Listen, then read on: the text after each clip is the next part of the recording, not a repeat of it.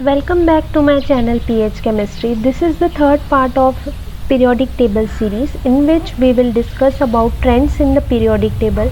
This video will be really helpful for the students of 10th, 11th, 12th, for the aspirants of SSC, Railway, UPSC, NEET and JEE. So watch this video till end and let's get into it. First trend that we will understand about the number of shells. First we will talk about across the period. So here I took the period number 3rd, which contains sodium, magnesium, aluminium, silicon, phosphorus, sulfur, chlorine and argon.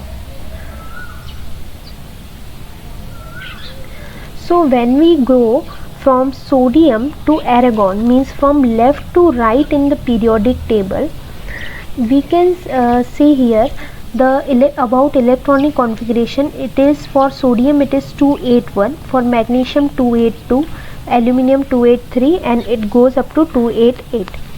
So the number of electrons are increases and it is added in the same shell. You can see this is the last shell, is the third shell. So the electron is added in the same shell. So as the electron is added in the same shells, the number of shells are not increasing across the period. So when we go from left to right, the electrons are added in the same shell, so the number of shells remains same. This is about the trend in the number of shells across the period. Now we will talk down the group. What happens now down the group is, here I took the group number 1 elements: lithium, sodium, potassium, rubidium, cesium and francium. Here you can see the number of electrons are added, but at the same time the number of shells are also added. For the lithium you can see there are 2 shells, for sodium there are 3 shells or orbits, whatever you say it. For potassium 4, rubidium there are 5 shells, 1, 2, 3, 4 and 5. For cesium there are 6 shells, for francium there are 7 shells. So as we go down the group, the number of shells goes on increasing. So this is about the trend from top to bottom in a group. In the second series of periodic table, I told you that the number of shells are always equal to period number. This you can apply here also.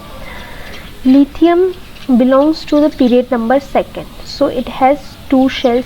Sodium belongs to the 3rd period, so it has 3 shells. Potassium belongs to 4th period, so it has 4 shells, and it goes for all. So the period number is always equals to the number of shells. As the period number increases, the number of shells increases. Here you can see the period number is same. These all elements belong to a period number 3rd. So these all have the same number of shells. But here you can see as the period number changes, the number of shells also changes. So this is about the trend with the number of shells. Now the trend with the valency. First I will tell you what is the valency. Valency is nothing but the number of electrons lost or gained or shared by an element to complete its octet. An element can lose its electrons, can gain some electrons from other elements, or can share its electrons with the other elements to complete its octet, to become stable.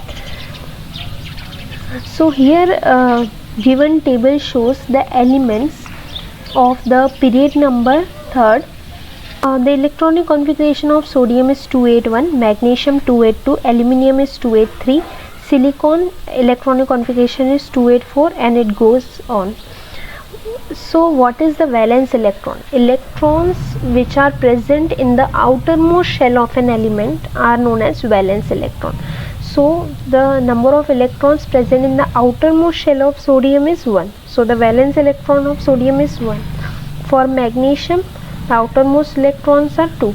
So the valence electrons are equals to 2. Similarly, you can see for aluminium it is 3, silicon it is 4, phosphorus 5, sulfur 6, aluminium chlorine 7 and argon 8. Now what is the valency? I told you the number of electrons lost, gained or shared by an element to complete its octet. Now sodium wants to complete its octet. How it can complete its octet? To complete its octet, every element of the group of the period number 3 wants the stable electronic configuration like that of argon 288. So there are two options for the sodium. Either it can gain 7 electrons or it will lose 1 electron. So what will be easier for the sodium, to gain 7 electrons or to lose 1 electron? Obviously to lose 1 electron. So it will lose its 1 electron. Here the electron status is shown like electron is lost, gain or share. So 1 electron is lost by the sodium, so the valency of sodium is 1. For magnesium, it is easy for the magnesium to lose 2 electrons rather than gaining 6 electrons to complete its octet. So magnesium will obviously lose 2 electrons, so the valency of the magnesium is 2 and it will lost 2 electrons. Similarly for the aluminium will lose 3 of its electrons rather than gaining 5 electrons. So the 3 electrons are lost and the valency of aluminium is 3. Now what about the silicon? Silicon can either gain 4 electrons or can share 4 electrons. The valency will remain 4 only. Now what silicon will do? It will neither gain nor lose its electron. It will prefer to share its electrons, so the valency remains 4 and it will share its electrons. Now for the phosphorus, the valence electrons of phosphorus are 5. Either it can take 3 electrons or it can lose 5 electrons. Gaining 3 electrons is more preferable for the phosphorus, so it will gain 3 electrons and the valency will be 3. And then follows for sulfur, it is 2, chlorine it is 1, and argon it is stable, so it will neither lose nor gain, so the valency is 0 for the stable element. For every noble gas, they do not react with any element, so they are known as noble gases. It will remain stable. So now what trend you can see about the valency across the period? The valency first increases from 1 to 2 to 3 to 4 and then it goes on decreasing. 4, then 3, then 2, then 1, then 0.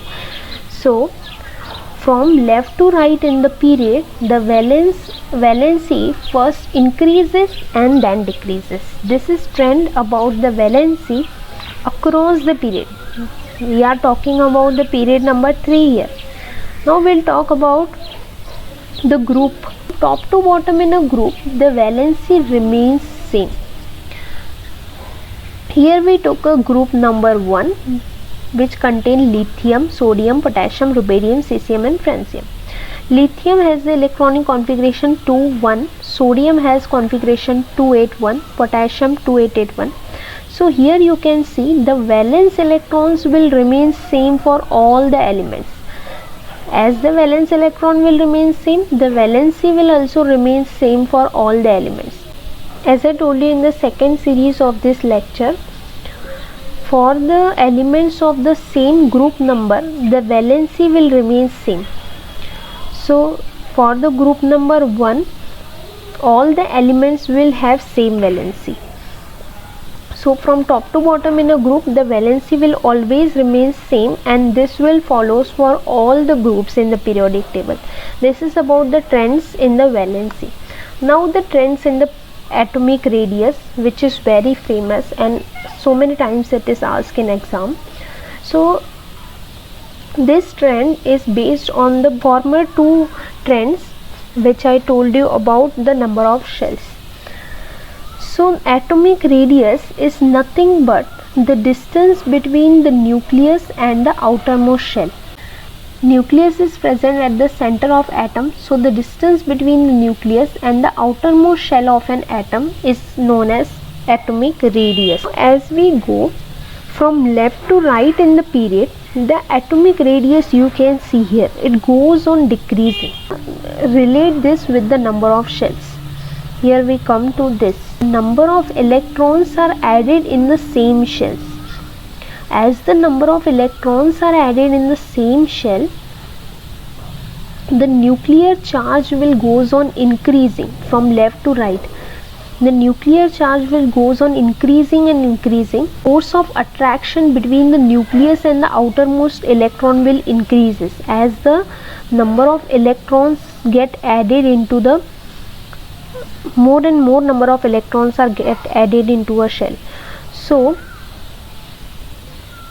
the atomic radius will goes on decreasing. Here you can see the value.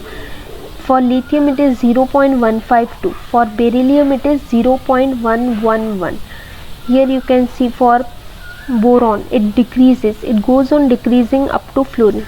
So as we go from left to right in the period, the atomic radius will goes on decreasing because the number of electrons are added to a same shell. Now you guess yourself about top to bottom in the group. It is very easy. It also depends on the number of shells. As we go from top to bottom in a group, the number of shells goes on increasing. As the number of shells increases, the distance between the nucleus and the outermost electron goes on increasing. This will increases the atomic radius. Here the values are also given. Top to bottom in the group, the atomic radius will goes on increasing.